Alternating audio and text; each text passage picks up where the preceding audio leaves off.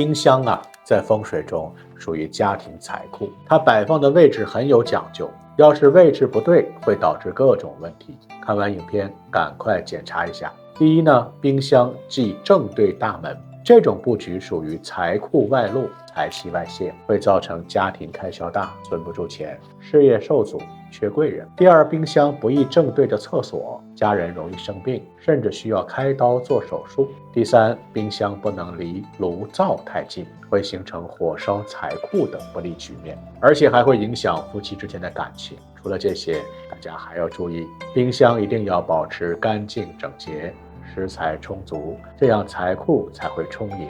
记住了吧？有任何风水问题，记得来后台给老师发私讯，为你解答。